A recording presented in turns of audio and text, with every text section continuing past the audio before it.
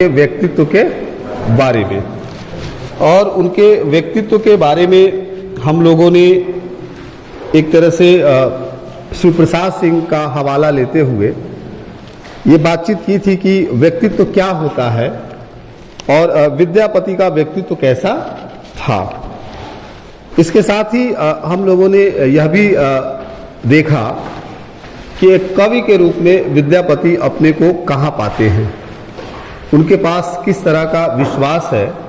और मैंने आपको बताया ही था कि यह विश्वास हिंदी साहित्य में मुझे लगता है कि बहुत कम कवियों के पास होता है, जो अपने को कवि माने और जिसे अपनी कविता पर भरोसा हो, और जिसे यह भी भरोसा हो कि वो अपने समान धर्मा से ज़्यादा बेहतर लिख रहा है। क्योंकि राज दरबारी कवि होना ये बहुत कोई सहज सी प्रक्रिया नहीं है। जैसे आज की तारीख में आप किसी पदवी को हासिल करने के लिए परीक्षाएं देते हैं, अर्हताएं साबित करते हैं, एलिजिबिलिटी टेस्ट देते हैं, वैसे ही जो है एक कवि को भी यह साबित करना होता था कि वो कवित्व में कुछ दमखम रखता है, और जब वह साबित करता था तभी दरबार में उसको जगह मिलती थी। इसी चीज को आप रीतिकाल में भी देख सकते हैं कि कविता प्रोफेशनल जैसे हैं कवि सारे के सारे, कविता व्यवसाय की तरह हो रही है। तो व्यवसाय की तो पहली ही शर्त है कि जिसका सामान अच्छा होगा, जिसकी ब्रांड वैल्यू अच्छी होगी, वो बाजार में टिकेगा, और जिसकी अच्छी नहीं होगी वो नहीं टिकेगा। तो जैसे हम बहुत आसानी में कह देते हैं कि अरे वो तो दरबारी कवि थे, लेकिन मुझे लगता है कि दरबारी कवि होना कई दफा घरबारी कवि होने से ज्यादा भारी होता है। क्योंकि घरबारी कवि में आपको किसी अर्हता की जरूरत नहीं पड़ती, वहां आप जन के साथ एक रिश्ता बनाते हैं। पर दरबारी कवि होते हुए खरा उतरना पड़ता है अपने आश्रयदाता की निगाह में, दरबारियों की निगाह में। वो जो पूरा का पूरा सामंत है जो वहां बैठा हुआ है, जिसे हम आज की भाषा में कह सकते हैं जो फाइनेंसर है, क्योंकि सत्ता क्या है, वो तो फाइनेंस करने वाले लोगों से चलती है, उनकी निगाह में। और फिर उसके बाद वो सब करते हुए कुछ अपने को बचाना पड़ता है जन के लिए, इतना कुछ। और ऐसे समय में जब कविता हर जगह हो रही हो, और जब कवि ये कह रहा हो कि गेहे गेहे जो है क्या है काव्यम, और श्रोता जो है पूरे पूरे हैं, हर घर घर में कविता है, और नगर नगर में जो है कविता के सुनने वाले लोग हैं। देशे देशे रस ज्ञाता दाता जगती दुर्लभ, और हर देश में रस के ज्ञाता है, मर्मज्ञ है, लेकिन कोई दाता जो है, उधर से जाओ, उधर से जाओ, लेकिन कोई क्या है दाता नहीं है। और दाता का मतलब यहां देने वाला, उससे अधिक यह है कि कद्र करने वाला, उसकी समझ रखने वाला, वो ये मानने वाला कि हाँ इस कविता में कोई दम है, इस तरह का। तो ये बात वो खुद भी कह देते हैं। इसलिए आप देखिएगा कि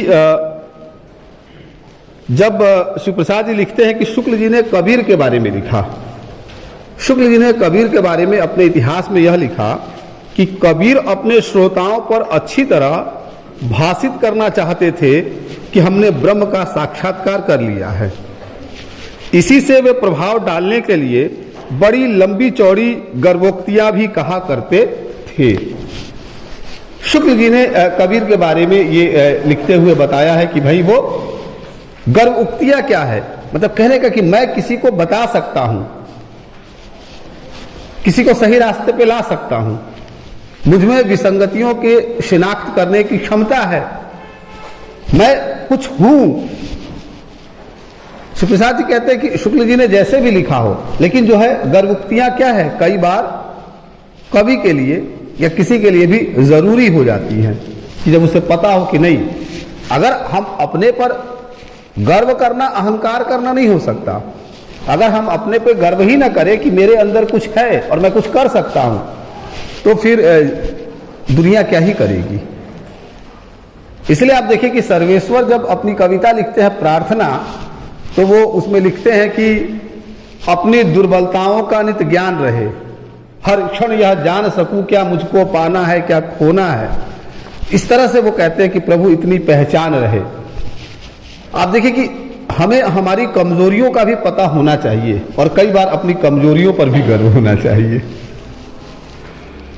लेकिन हम क्या करते हैं, हम उन चीजों की तरफ भागते हैं जो हमारे पास है नहीं, और जो हमारे पास है उस पर हम गर्व करते नहीं हैं। खैर, तो इसीलिए वो कहते हैं कि यह राग कबीर का अकेला नहीं है जो गर्व करता हो अपने पे। लगभग जितने जन कवि हैं, सारे के सारे जन कवि आपको गर्व करते हुए मिलेंगे, दिखाई देंगे। और यह जो अभिमान है, यह कई बार प्रतिक्रिया से भी उत्पन्न होता है। जब आपको लोग नहीं बूझ पाते हैं, बूझना जानते हैं ना, भोजपुरी का शब्द है, लेकिन यह समझने से बहुत अलग है। बूझना समझना नहीं होता, और समझना बूझना नहीं होता, और जानना भी जानना और बूझना दोनों अंतर है।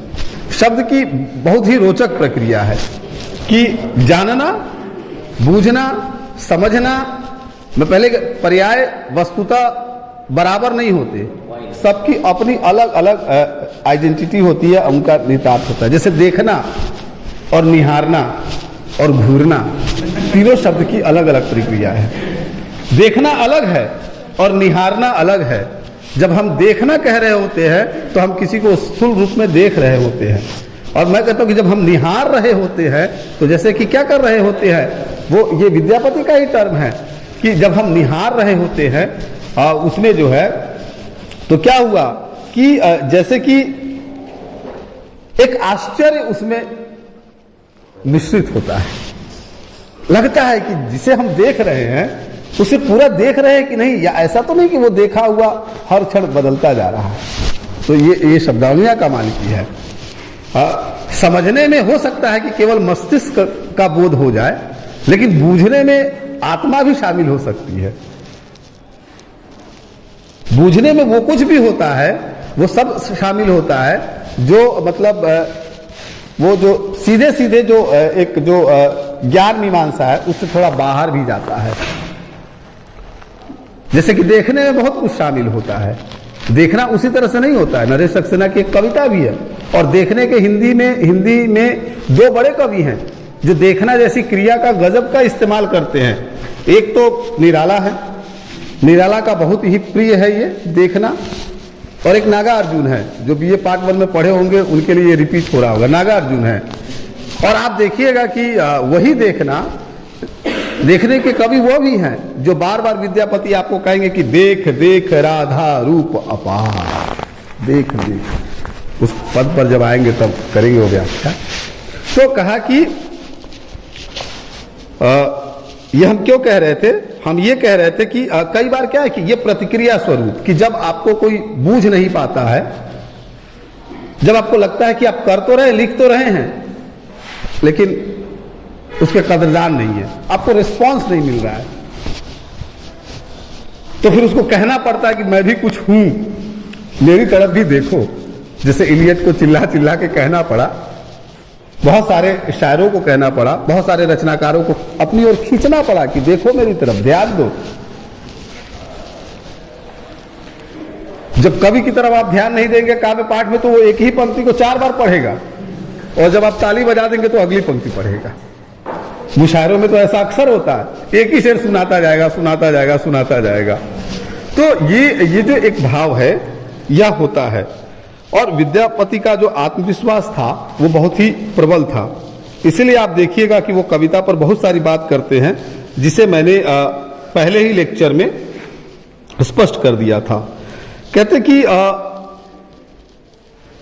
विद्यापति, श्री प्रसाद जी कहते हैं कि विद्यापति ऐसे कवि हैं जो दरबार में होते हुए भी जिनकी आत्मा मरी नहीं। दरबार का वातावरण ही होता है कि वो दम घोट देता है। व्यवस्था जो है हमसे ऐसी अपेक्षा रखती है कि हम वो करें जो वो चाहती है। पैटर्न एक बना हुआ है, जैसे आप यहां पढ़ने आए हैं, इसका एक पैटर्न बना है। कि आप जैसे सब पढ़ते रहे वैसे आप भी पढ़िए, जैसे सब नौकरी करते रहे वैसे आप भी नौकरी करिए, जैसे सब शादी ब्याह करके सेट होते रहे आप भी हो जाइए, और फिर बच्चों की परवरिश करिए और एक दिन मर करके चले जाइए। ये एक सेट पैटर्न है। जय कृष्णमूर्ति जो शिक्षाविद है वो बहुत बढ़िया इस पर लेक्चर देते हैं, उनके लेक्चर सुनिएगा, है यूट्यूब वगैरह पे। तो कहते हैं ये एक पैटर्न है, लेकिन एक पैटर्न जो है में रहते हुए आप क्या करते हैं, अपनी रचनात्मकता को लगातार मार रहे होते हैं, क्योंकि पैटर्न कभी भी आपको रचनात्मक होने का अवसर नहीं देता। तो वो चाहे नौकरी हो, चाहे कोई व्यवस्था हो, या किसी भी तरह का एक ढर्रा, एक रूढ़ हो चुकी पूरी प्रक्रिया हो, उसमें क्या करता है कि कई बार उस दमघोटू वातावरण में दम तोड़ देता है, उसके अंदर वो वही चीजें लिखने लगता है, और फिर वो जो उसकी कवित्व की शक्ति होती है, जो उसका अपना है, जो वो रच सकता है, वो रच नहीं पाता। शिव प्रसाद जी कहते हैं कि विद्यापति के साथ ऐसा नहीं होता, विद्यापति पर उस वातावरण का बहुत गहरा असर नहीं होता और उनकी आत्मा मरती नहीं है। वो कहते हैं कि दरबारों के चाकचिक्य, भोग वैभव और दमघोट वातावरण में उनकी आत्मा मरी नहीं। दरबारों से उन्होंने जीवन का रस ग्रहण किया, उस वातावरण से उन्होंने कई प्रकार के अनुभव प्राप्त किए, जिनसे उनके जीवन में एक विशेष प्रकार का अभिजात संस्कार पैदा हुआ। उन्होंने कभी भी अपने आश्रयदाता को प्रसन्न करने के लिए अतियुक्त की शरण न ली। कवियों के लिए उस समय राजा के अलावा दूसरा आश्रय भी कहाँ था। वे अभ्रंश के कवि पुष्पदंत की तरह यह नहीं कह सके कि वलकल धारण करके गिरी कंदराओं में निवास करते हुए वन के फल फूल खाकर दारिद्र्य से शरीर को कष्ट देकर जीवन बिता देना श्रेयस्कर है, पर किसी राजा के सामने नतमस्तक होकर अभिमान का खंडन कराना नहीं। पुष्पदंत ने यह कहा है। जब आप अभ्रंश की कविता पढ़ेंगे, आदिकाल का वो पूरा का पूरा साहित्य पढ़ेंगे, तो पुष्पदंत ने कहा है कि मैं राजा का आश्रय स्वीकार नहीं करूंगा, चाहे मुझे कंदराओं में भटकना पड़े, चाहे मुझे जंगलों में जाना पड़े, जिस भी तरह से रहना पड़े। पर विद्यापति ने वैसा भी नहीं किया, उन्होंने स्वीकार किया, पर उसमें भी अपनी कविता को बचा करके रखा। उन्हें पता था कि दरअसल मैं कहाँ बच सकता हूं। एक तो ये जो उनके दरबारी थे और जो लोग भी थे, उसके बाद विद्यापति जो है हिंदी के पहले जन कवि हैं शिव प्रसाद सिंह के अनुसार। शिव प्रसाद जी कहते हैं कि विद्यापति को हम हिंदी का पहला जन कवि कह सकते हैं। इसको थोड़ा सुधार भी सकते हैं, और इसको इस तरह से भी सुधार सकते हैं कि आचार्य शुक्ल जिन दो फुटकल कवियों को अपने इतिहास में जगह देते हैं, उसमें पहले अमीर खुसरो है। अमीर खुसरो का समय पहले है। आज की तारीख में यह कहते हुए भी कोई ऐतराज नहीं होना चाहिए या किसी को कोई दिक्कत नहीं होनी चाहिए कि अमीर खुसरो भी जन कवि हैं। वो ठीक है कि वो फारसी के दुनिया के दिग्गज कवियों में से एक है, शायरों में से एक है, लेकिन जिसकी वजह से बचे हैं, जिसकी वजह से खुसरो को जाना जाता है, वो उनकी लोकधर्मी रचनाएं ही हैं। वो पहेलियां हैं, वो मुकरियां हैं, वो सुखने हैं, वो गीत हैं, वो गजलें हैं जो ब्रजभाषा या भाषा के मिश्रित रूप में इस्तेमाल किए गए हैं। ये अलग बात है कि बहुत सारे लोग काम करते हुए कहते हैं कि इन रचनाओं की वो कद्र नहीं करते थे। शमसुर रहमान फारूकी साहब ने अपनी किताब में लिखा है कि अमीर खुसरो ऐसी रचनाओं की कद्र नहीं करते थे, वो मजे के लिए लिखते थे और अपने दोस्तों में बांट दिया करते थे। इसका कोई प्रमाण नहीं मिलता कि उनके पास ये रचनाएं हैं भी या नहीं है। और उन्होंने एक टर्म इस्तेमाल किया कि फॉर द नन्स है इनकी ये इस तरह की रचनाएं। लेकिन आप देखिएगा कि लोक ने उसी को बचा लिया, जिसे कवि ने नहीं बचाया, लेकिन लोक ने उसी को बचा लिया। तो जन के पास जो पहुंच जाता है, या जो जन की आवाज को कविता की आवाज बना देता है, वही दरअसल क्या होता है, लंबे समय तक वो याद किया जाता है, पढ़ा जाता है, या लोग उसको समझते हैं क्योंकि वो उससे जुड़ाव आसानी से हो जाता है। तो अमीर खुसरो को भी इस श्रेणी में रख सकते हैं। और उसके बाद जो दूसरा कवि आपके इतिहास में आता है जो ठीक ठीक देसिल बैना से आता है, वो कवि कौन है? वो विद्यापति है।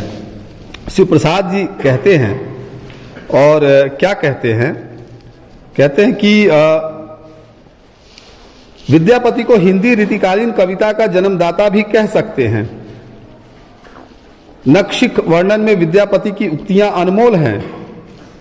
परवर्ती रीतिकाल के कवियों के वर्णन इनके सामने पृष्ठपेषण लगे तो आश्चर्य नहीं। विद्यापति को दूसरी और भक्ति काल का पहला कवि भी कह सकते हैं, क्योंकि उनकी कविता में जनमानस का प्रतिफलन है। वह जनमानस जो उस युग में भगवान की सगुण और निर्गुण विभूतियों के सामने अपने हृदय का अनन्य प्रेम नाना रूपों में निवेदित कर रहा था, उसके भी वो कवि हैं।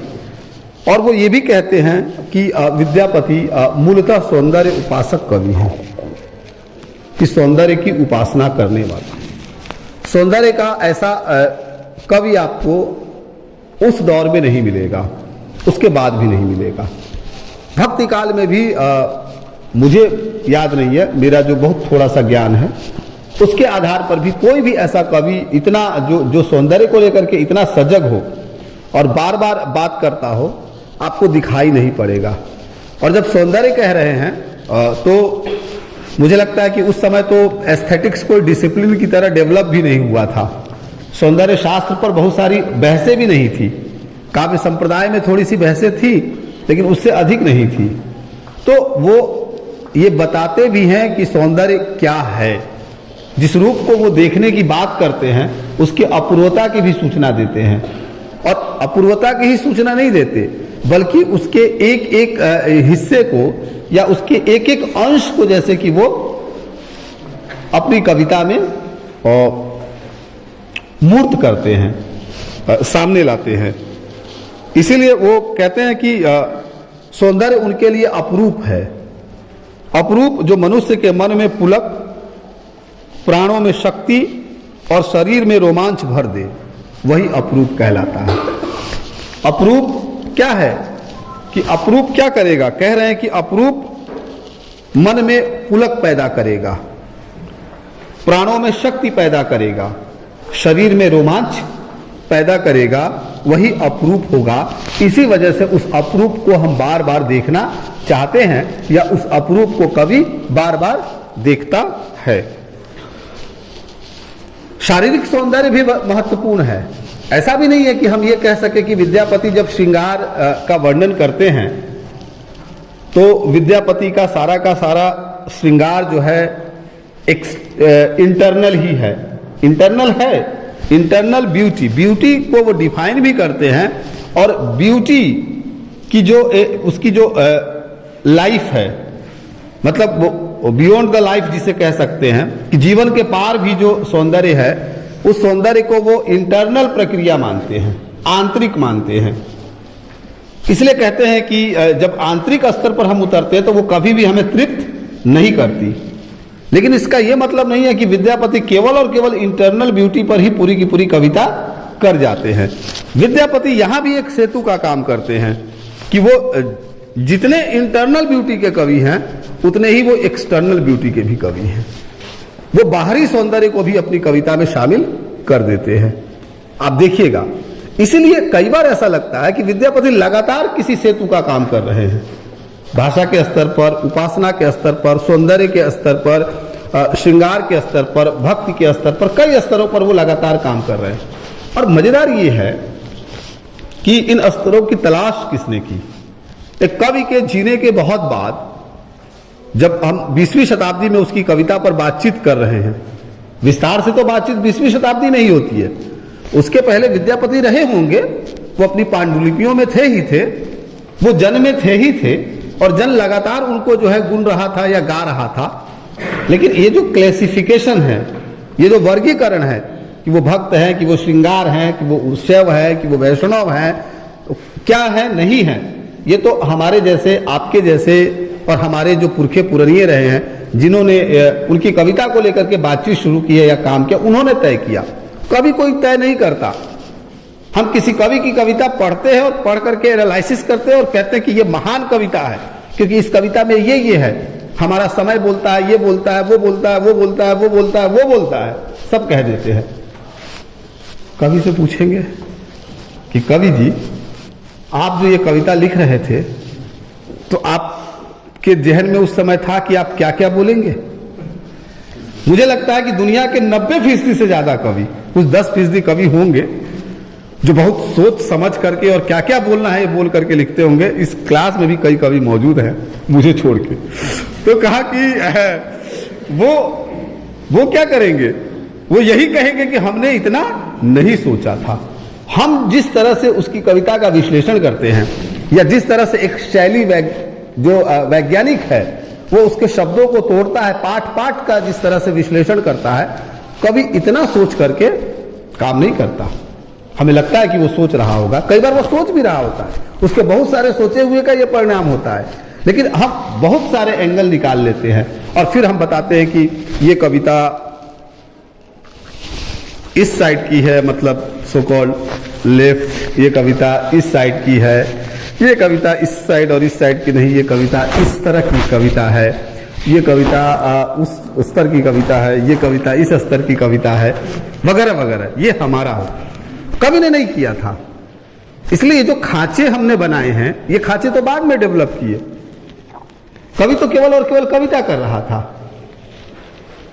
हाँ, इस कवि को इतना विश्वास था कि वो बचा रहेगा कहीं, क्योंकि उसे ये पता था कि वो कविता किसके लिए कर रहा है।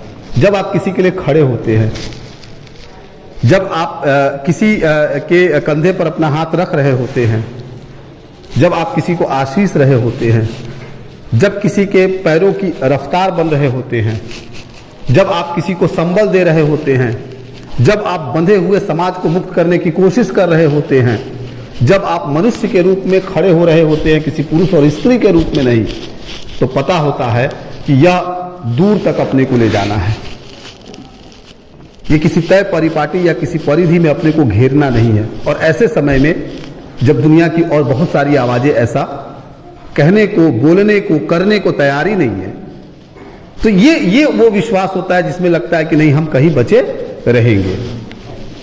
तो विद्यापति इसलिए वो कहते हैं कि शारीरिक सौंदर्य को आंखों की वस्तु मानता है कवि, किंतु हृदय को तृप्त करने के लिए कुछ और चाहिए जो मात्र मानसिक सौंदर्य में उपलब्ध नहीं है।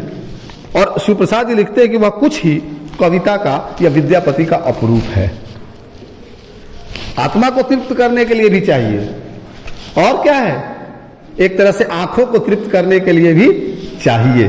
तो कहा कि यह जो ये कुछ कुछ का जो समन्वय है, यही विद्यापति का श्रृंगार है। इसलिए शिवप्रसाद जी एक जगह लिखते हैं कि विद्यापति को आप बिल्कुल प्लेटोनिक कवि नहीं मान सकते, वायवीय नहीं मान सकते, क्योंकि अगर वायवीय होगा तो कवि जिएगा ही नहीं। कवि अगर सिर्फ और सिर्फ आंतरिक हो जाएगा या इस पार्थिव जगत से परे चला जाएगा तो बहुत सारे लोग कवि को विसार देंगे, क्योंकि जीवन यथार्थ परक होता है। कभी वही चलेगा, वही जिएगा जो यथार्थ के साथ होगा, कभी वह नहीं जिएगा जो वायवीयता के साथ होगा, केवल और केवल कल्पना लोक में जाएगा, और केवल और वो केवल ये दिखाएगा कि नहीं देखो भैया, शरीर तो बिल्कुल इसकी कोई जरूरत ही नहीं है, प्रेम तो केवल दो लोगों का आंतरिक संबंध है। हाँ, महान प्रेम की ये विशेषता है, लेकिन यह प्रेम भी तो कहीं ना कहीं संयोग से ही उत्पन्न होता है, उसकी आधार भूमि तो यही है, यही रहेगी। तो खैर ये भी है विद्यापति के यहाँ। फिर कहते हैं कि प्रेम विद्यापति की कविता की सबसे बड़ी विशेषता है, ऐसा शिवप्रसाद जी कहते हैं। क्यों कहते हैं? क्योंकि वो कहते हैं कि जो सौंदर्य उपासक कवि होगा वो प्रेम का कवि होगा, वो प्रेम के बिना रह ही नहीं सकता, क्योंकि सौंदर्य प्रेम के बगैर परिभाषित ही नहीं होगा। और इसमें एक लाइन और जोड़ दीजिए कि जो प्रेम का कवि होगा वह क्रांति का कवि होगा, क्योंकि दुनिया में जो भी क्रांति के कवि हैं आप खोज करके देख लीजिए, वो प्रेम के बड़े कवि हैं, और जो प्रेम के कवि हैं वो क्रांति के कवि हैं। और ऐसा क्यों?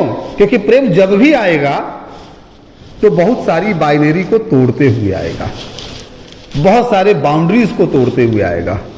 प्रेम अपने मूल स्वभाव में ही विध्वंसक होता है। वो कास्ट के, वो रिलीजन के, वो रंग के, वो सरहद के, बहुत सारी चीजों को तोड़ते हुए आता है। इसलिए जो प्रेम का कवि होगा वही क्रांति को भी ठीक ठीक रच सकता है, चाहे वो फैज हो, चाहे वो नेरूदा हो, चाहे नाजिम हिकमत हो, चाहे और जितने कवियों को आप लेकर के देख लीजिए, वो सारे के सारे कवि वैसे ही आपको मिलेंगे। इसलिए कहते हैं कि संसार के अन्य श्रेष्ठ कवियों की तरह विद्यापति के विषय में भी किंवदंती चलती है। और जो प्रेम का कवि होगा, क्या उसके जीवन में प्रेम होगा या नहीं होगा? श्री प्रसाद जी एक तरफ इशारा करते हैं, हालांकि इशारा करके फिर वो कह भी देते हैं कि देखो भाई, ऐसा है कि मेरा ऐसा कोई उद्देश्य नहीं था कि मैं विद्यापति के निजी जीवन में झांकूं, लेकिन मुझे ऐसा लगता है कि प्रेम कहीं ना कहीं तो रहा होगा। वो कहते भी है कि एक किंवदंती है विद्यापति के बारे में कि जो रानी लक्ष्मा देवी है,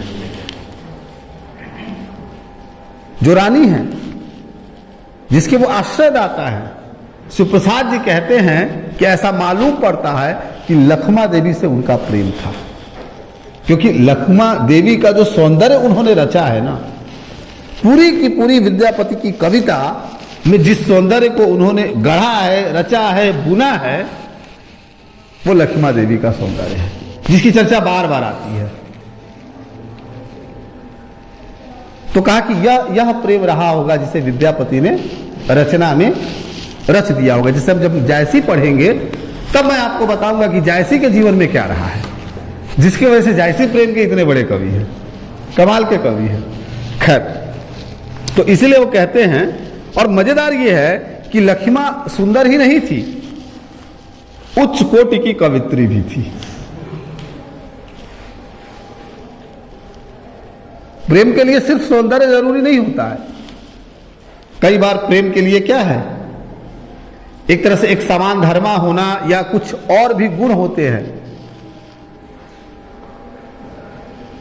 जब पतरा देखते हैं तो 16 और कम से कम 12 गुण मिलाए जाते हैं। पता नहीं पंडित जी लोग बताएंगे सही है कि नहीं, उससे कम होगा तो कहेंगे ना, निभवे ना करी, छोड़ दो।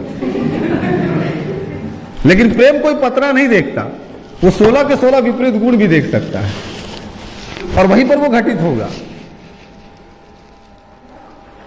तो कहा कि ये है, इसीलिए आप देखिएगा। और एक चीज और ध्यान रखिएगा कि विद्यापति की जो ये प्रेम की कविता जब आती है तो उसको बहुत सारे लोगों ने जोड़ दिया। इसमें से एक दो रेफरेंस दे रहा हूं, याद रखिएगा। शिवप्रसाद जी इसका हवाला देते हैं। हवाला ये देते हैं कि और एक बात ये भी कहते हैं, मजेदार वो कहते हैं कि प्रेम मनुष्य की व्यक्तिगत संपत्ति है। शिवप्रसाद जी लिखते हुए लिखते हैं कि प्रेम जो है वो मनुष्य की क्या है, वो व्यक्तिगत संपत्ति है। लेकिन प्रेम जब कविता या कला के माध्यम से व्यक्त होता है तो वह सार्वजनिक हो जाता है। जब तक वो कला में नहीं है, जब तक कविता में नहीं है, तब तक आपका है। जैसे ही कला में आ गया, कविता में आ गया, जैसे ही मैंने या किसी ने अपनी प्रेमिका पर अगर कविता लिख दी या प्रेमी पर, तो उसका प्रेम क्या हो गया, व्यक्तिगत नहीं रहा, सार्वजनिक रहा। इसलिए याद करिए कि जब सुरेंद्र वर्मा नाटक लिखते हैं 8वां सर्ग, तो ध्यान रखिए कि उसमें एक जगह कहलाते हैं, जब वो पूरा का पूरा सर्ग जब रच देते हैं कालिदास और दरबार में उसका पाठ होना रहता है, कुछ ही अंशों के बाद दरबार के लोग कहते हैं कि नहीं नहीं, ये पढ़ा नहीं जाएगा क्योंकि यह बहुत अश्लील है। शिव और पार्वती की रति क्रीड़ा का उसमें वर्णन है। कालिदास अपनी पत्नी के पास है और उनकी पत्नी उनसे सवाल करती है कि आखिर इसकी क्या जरूरत थी कि जो नितांत व्यक्ति था उसे आपने सार्वजनिक कर दिया, क्योंकि वो रचना में शिव और पार्वती की रति क्रीड़ा है, लेकिन वास्तविक जीवन में वो कालिदास और प्रिंगु मंजरी की रति क्रीड़ा है। तो कहती है कि क्या ये हक है आपको कि आप मेरे नितांत निजी क्षणों को भी सार्वजनिक कर सके। सुरेंद्र वर्मा बहुत शानदार जवाब कालिदास के मुख से कहलाते हैं और वो बहुत वायरल भी होता है, और वायरल फीवर की तरह नहीं, वायरल कुछ और की तरह। और वो कहलाते हैं कि रचनाकार से जुड़ने के बाद कुछ भी गोपन नहीं रह जाता। तो जब आप किसी रचनाकार या कलाकार से जुड़ते हैं तो वो प्रेम हो, वो सुख हो, वो दुख हो, वो जीवन हो, यथार्थ हो, कल्पना हो, कुछ भी सिर्फ और सिर्फ आपका नहीं रह जाता। आप तय मानिए कि वो सार्वजनिक हो जाएगा। ये अलग बात है कि वह जो सार्वजनिक होगा, जो कि सच है, यथार्थ है, उसके पात्र का नाम बदला जा सकता है, पात्र नहीं बदला जा सकता। यह सारा का सारा तो इसीलिए वो कहते हैं कि वो सार्वजनिक हो जाता है। और वो कहते भी हैं कि इसीलिए रिबेका बेस्ट का कहना है कि प्रेम और कला के बीच यही संबंध है कि प्रेम जिस व्यक्ति को थाती बनाए है, कला उसे विश्व की निधि बना देता है। प्रेम थाती की तरह होता है हमारे लिए, और जब वो कला में आता है तो वो संसार की निधि हो जाता है। इसीलिए हम जब पास की प्रेम की कविता पढ़ते हैं तो हमें लगता है कि हम दुनिया में कुछ उदात्त है उससे गुजर रहे होते हैं। हम जब नेरूदा को पढ़ते हैं तो लगता है कि कुछ उदात्त होकर के गुजर रहे हैं। और इसीलिए जब सोकॉल अगर ट्रेडिशनल भी ढांचा है परिवार का, तो हम देख रहे होते हैं कि राम और सीता उस वाटिका में मिल रहे हैं, तो हमें लगता है कि ये उदात्तता है।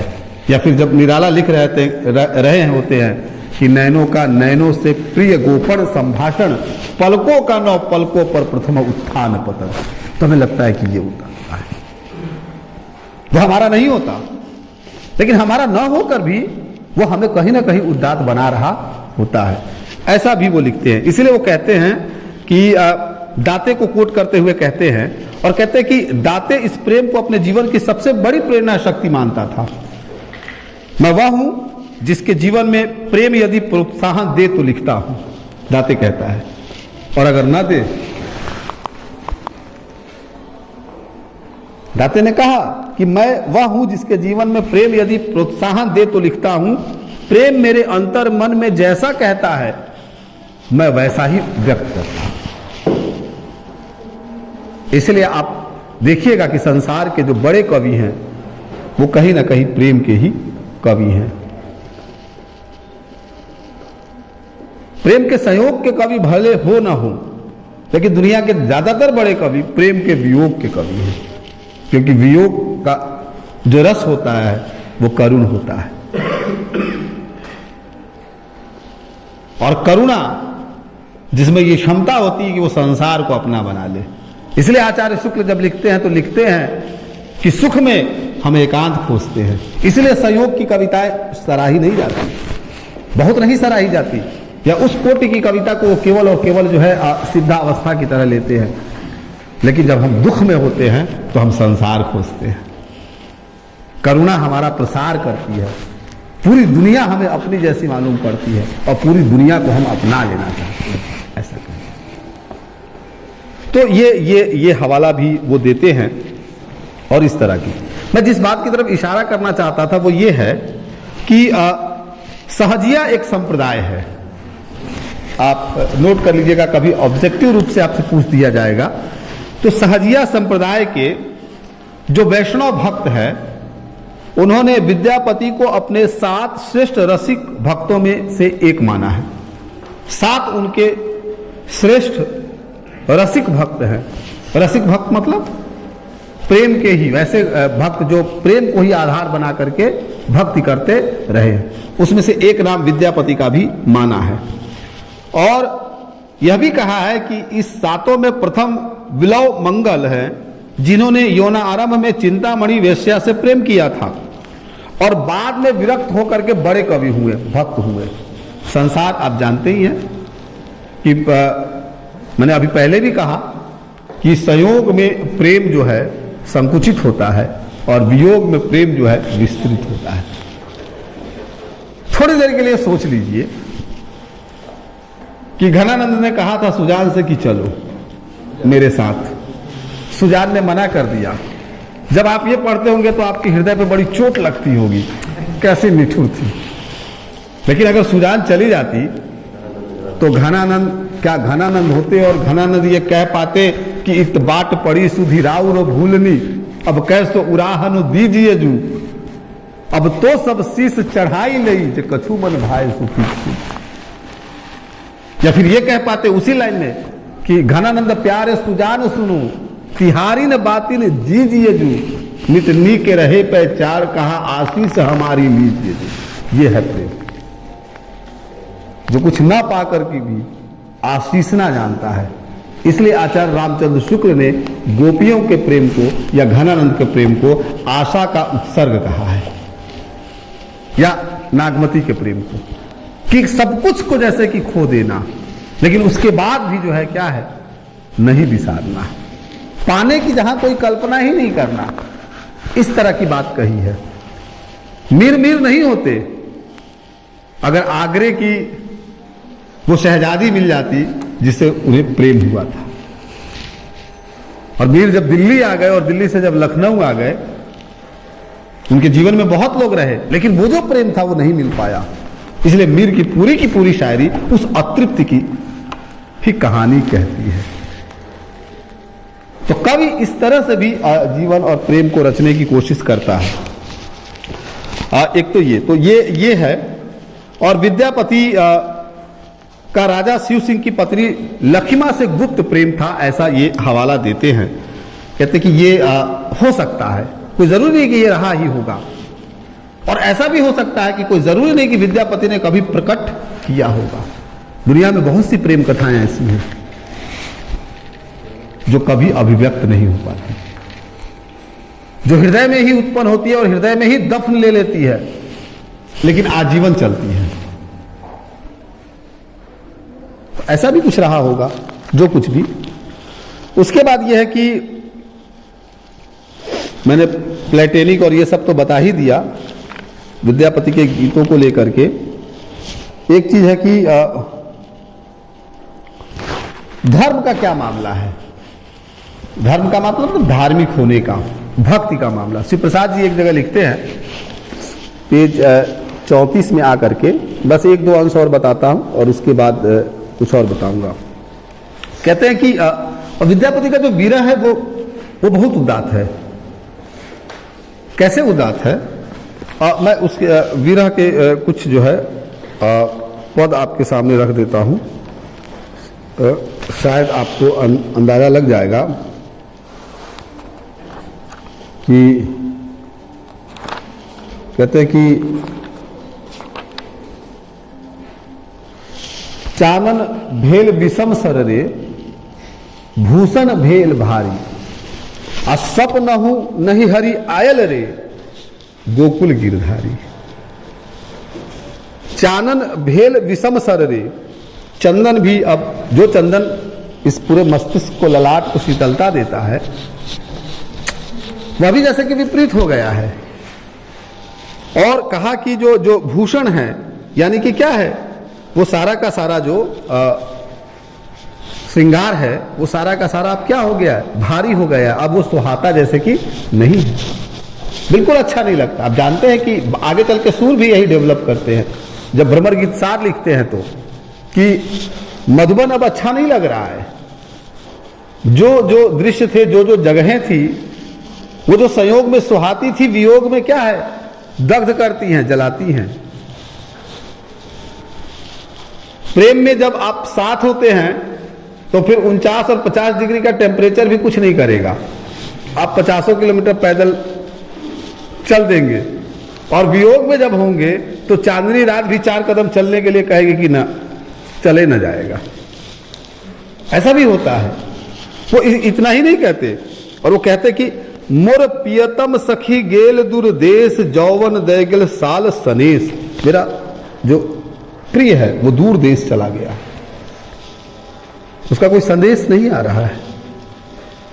यह भाव भी विद्यापति के यहां है। वो जो बार बार इस तरह की पंक्ति आती है,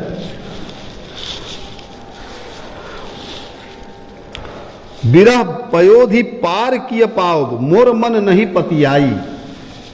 विरह रूपी पयोधि को कैसे पार करूंगी, मेरा मन पतिया नहीं रहा है। ये पतियाना शब्द कमाल का शब्द है।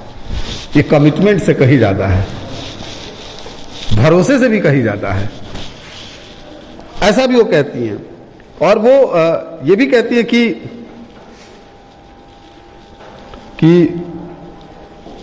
पत्ते आ गए हैं नए नए, लेकिन प्रिय नहीं आए हैं। सखिए हमर दुखक नहीं ओर, सखी है हमर दुखक नहीं ओर। जो कितना सा होता तो काम चल जाता, इस सीमा के पार भी होता तो यहां तक आकर के काम चल जाता। लेकिन ये तो दुख ऐसा है जिसका कोई ओर ही नहीं है, कोई छोर ही नहीं है। जैसे अनंत है ये दुख। ये किसका दुख है जो अनंत है? ये किसके प्रिय है जो परदेश में है? ये कौन है जो विरहिणी की तरह जो है क्या है मारी फिर रही है? ये सारे के सारे लोग कौन हैं? आपको पता चलेगा कि जब विरह को रच रहे हैं विद्यापति, या विद्यापति जैसा कोई भी कवि, इवन कि जब बिहारी विरह को रचते हैं तो बहुत जगह पर वो इतने प्रमाणिक होते हैं, इतने प्रमाणिक, या जब जायसी विरह को रचते हैं नागमती के हवाले से, नागमती विरह वर्णन में, तो आप देखिएगा एक चीज वहां पर, और वो चीज क्या है? वो चीज ये है कि जो विरह में है वो अति सामान्य हो जाती है। वहां नहीं लगता कि ये कोई राजघराने की कोई स्त्री होगी, कोई रानी होगी, उसके लिए कौन सा उसका प्रिय दूर देश है, उसके लिए कौन सा ऐसा है कि जो है भादों की रातें दुश्वारी पैदा कर रही हैं, उसके लिए कौन सा ऐसा है कि चारों तरफ पानी बरस रहा है और अजीब सी रात है, अजीब सा परिवेश है, और कोई ऐसा नहीं है जो उसकी मदद कर सके।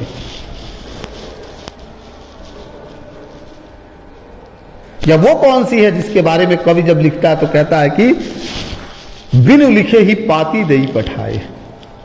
लिखा कुछ नहीं, कुछ नहीं लिखा और पत्र भेज दिया। या कुछ नहीं लिखा का क्या था? कुछ न लिखना, बहुत कुछ लिखना होता है। क्योंकि जब आप भावावेश में होते हैं, भावातिरेक में होते हैं, तो शब्द क्या है? नहीं फूटते।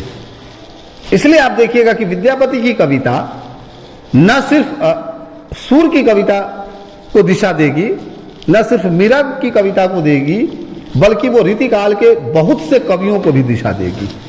और कई बार जो शिव प्रसाद जी ने कहा ना कि वो पेशेंट की तरह लगेगा कि नहीं, कवि को जस्ट रिपीट किया गया है, वैसा आपको प्रतीत होगी। यह भी आप ध्यान रखिएगा। इसी तरह का पद, बहुत सारे ऐसे पद हैं। माधव हमर रहल दुर्देश, क्यों न कहे सखी कुशल सनेश। कोई नहीं है जो उसकी कुशलता लेकर के आए, सनेश लेकर के आए। अगर वो रानी होगी या होती तो क्या संदेश लाने वाले नहीं होते, कुशलता कहने वाले नहीं होते? उसके लिए कौन सी ऐसी चीज थी जो ना होती? इसका मतलब है कि विरह में जब कवि है तो कवि किसी एक्स्ट्रा ऑर्डिनरी को या किसी पर्सन को या किसी अनकॉमन को क्या है सेंटर में नहीं रख रहा है। उसके सामने कॉमन है, वो सारी की सारी वो स्त्रियां हैं जो लोक की हैं और जिनके साथ था कि अभी भी मैंने कहा ना कि ये सारा का सारा मामला है। इसलिए जब कभी आप पढ़िए, आप साकेत अगर पढ़ करके आए हैं तो साकेत में जो उर्मिला का विरह है, साकेत जिस समय लिखी जा रही थी, उर्मिला का विरह उर्मिला का नहीं है। मैंने बार बार कहा और फिर कहता हूं कि उर्मिला का विरह एक औसत भारतीय स्त्री का विरह है, औसत भारतीय स्त्री का। और याद करिए कि जिस समय वो रचा जा रहा है उसी समय अंग्रेज एग्रीमेंट करके जो गिरमिटिया मजदूर है वो जा रहे हैं। और कलकत्ता एक ऐसा मेटाफर है नगरीकरण का जहां से सबसे ज्यादा लोग ले जाए जा रहे हैं, और जो ले जाए जा रहे हैं वो लौट करके आएंगे नहीं। इसलिए याद करिए कि उसी समय भिखारी ठाकुर विदेशिया लिख रहे हैं। फिर ये किसका नहीं आएगा और किसके लंबे समय के आने के बाद उसको पहचाना नहीं जाएगा। देखिए पुराने जमाने की फिल्में, 2 बीघा जमीन वगैरह ऐसी फिल्में कि प्रिय गया है लेकिन उसके पास कमाई के साधन ही नहीं है कि वो लौट आए, और लौटना उसे खाली हाथ तो है नहीं, सबके अरमानों को पूरा करते हुए लौटना है, तो वो लौटता ही नहीं है, अरसे नहीं लौटता, कई बार लौटता ही नहीं है, मर खप जाता है। तो जब आप यह मरना, यह खपना, यह जीवन का यथार्थ महसूस करेंगे और वो समय महसूस करेंगे, तब आपको पता चलेगा कि कवि ने अपनी कविता में क्या कमाल किया। तो बात केवल श्रृंगार की नहीं है, बात केवल उस समाज की है, उस पूरी की पूरी सोसाइटी की है, उस स्त्री की है जिसके पास इतनी भी आजादी नहीं है कि वो उड़ करके जा सके। बहुत बाद में जाकर के 20वीं शताब्दी में त्रिलोचन के यहाँ स्त्री एक कहती है लड़की कि मैं ब्याह कभी न करूंगी, और यदि ब्याह हो भी गया तो मैं तो अपने बालम के संग साथ रहूंगी, कलकत्ते पर बजरी से। चंपा काले काले अक्षर नहीं चिंती, वो बच्चों वाली कविता नहीं है, कमाल की कविता है वो कहती है कि शादी होगी तो मैं कभी भी अपने प्रिय को विदेश नहीं जाने दूंगी, कलकत्ता नहीं जाने दूंगी, तय है। जिससे करूंगी उसको साथ रखूंगी या साथ रहूंगी। ये साथ रहने का कॉन्सेप्ट बहुत बाद में आया, अब धीरे धीरे आया। लंबे समय तक तो लोग साथ ही नहीं रह पाए। माता पिता, दादा दादी और कमाऊ लोगों के परिवार से पूछ लीजिए कि 50 वर्ष के वैवाहिक जीवन में मुश्किल से 5 साल भी बिताया हो अपनी संगनी के साथ। तो आज भी जो लोग दिल्ली और मुंबई और जगह जगह पर मजदूरी करते हैं, और आप इससे बहुत होंगे जिनकी जो अपने माँ के साथ रहते होंगे और पिताजी जिनके नौकरी करते होंगे, जो साल में 1 महीना 15 दिन ऐसे ही आते होंगे, 20 दिन पर्व त्योहार में। अगर महीने का भी औसत निकाल लीजिए तो 30 साल के जीवन में 30 महीना होगा। दिनों का कैलकुलेशन करिए, तब समझ में आएगा कि ट्रेजेडी कहाँ है। ट्रेजेडी उस पुरुष के भी जीवन में है, लेकिन वो जो पूरा का पूरा निभाना है वो कौन कर रहा है, वो सारा का सारा। तो कविता की जो रेंज है, कविता की जो ताकत है, वो इसमें नहीं है कि आप गीतों को पढ़ रहे हैं और आप वाह कर रहे हैं और आपको लग रहा है कि ये एक केवल और केवल शारीरिक प्रेम की बात है और 2 लोगों के प्रेम की बात है या 2 लोगों के विरह की बात है। नहीं, उन 2 लोगों के विरह को, उनके प्रेम को कवि जो है उसका सामाजिकीकरण करता है, और उसके दुख में वो सारा का सारा दुख शामिल है जो किसी भी XYZ का रहा है। और वो दुख ऐसा नहीं है कि हम टोह नहीं सकते, हमें नहीं आता या हम देख नहीं सकते। वो आज भी आपको दिखाई देगा। आप अगर इंटीरियर इलाकों में चले जाइए, आज भी गांव में चले जाइए, तो आपको वही दुख दिखाई देगा। और उसमें सबसे अधिक अगर कोई पिसती है तो वो स्त्री पिसती। इसलिए हम कहते हैं कि स्त्री के बारे में कहा जाता है कि अरे स्त्रियां तो विरह में 8 आंसू बहाती रहती है, क्योंकि क्या उसके लिए एक सीमित दुनिया है। पुरुष के लिए भुलावे की दुनिया है। पुरुष घर छोड़ करके बाहर के संसार में है तो वो हमेशा अपनी जगहों को बदल रहा है, काम काज में और तरह तरह की चीजों में लगा है। लेकिन संघर्ष से, रोजी से, रोटी से, जरूरतों से, तमाम तरह की चीजों से घर की उस 4 दीवारी में वो स्त्री ही जूझ रही होती है। तो कहते हैं कि बिहारी का विरह अतिशोक्ति परक है। कई बार होता ना कि मजाक में कि नायिका सूख करके ऐसी हो गई है कि जैसे कि क्या है, वो अंगूठी भी उसको ना आए। क्या कहते हैं ना कि चले 6-7 हाथ, 6-7 हाथ आगे जाती है, 6-7 हाथ पीछे आती है। ठीक है, ये अगर हाइपरबॉलिक ही रहा होगा, ये अगर अतिशयोक्ति परक ही रहा होगा, तो सोचने की जरूरत है कि 6-7 हाथ आगे पीछे कौन जाएगी? वो जाएगी जिसकी परेशानियां, जिसकी कठिनाइयां और जिसका जो पूरा का पूरा मनोभाव अभाव के कारण ऐसा हो जाएगा कि हो सकता है कि एक समय तक आने के बाद वो अपने मानसिक संतुलन को खो दे।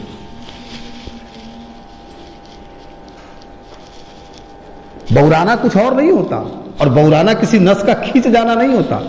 बौराना क्या होता है कि जब हमारी अपनी दुनिया जब हम नहीं बना पाते या जब हमें हासिल नहीं होता, तो हम लगातार उसकी खोज में इस तरह से व्याकुल हो जाते हैं कि हमें यह पता ही नहीं होता कि सही क्या है, गलत क्या है, कौन सा रास्ता किधर जा रहा है।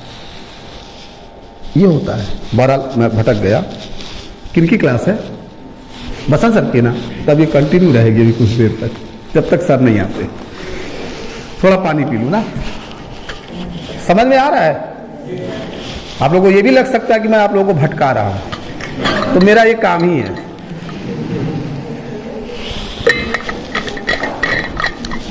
टेक्स्ट को पढ़ते हुए, लिटरेचर को पढ़ते हुए जितना भटक सकते हैं भटकिए, क्योंकि जो कभी भटकता नहीं है उसे जीवन में कभी कोई नया रास्ता मिलता नहीं। इसलिए भटकिए। मैं तो इतना भटका रहा हूं, आप मुझसे 4 गुना अधिक भटकिए, जीवन भर भटकते रहिए। ये कोई अभिशाप नहीं है। कैरियर के संदर्भ में, मतलब रचनात्मकता के सेंस में, कैरियर के संदर्भ में तो मैं चाहूंगा कि जितनी जल्दी हो बन जाइए, माई बाबू का कष्ट दूर होगा।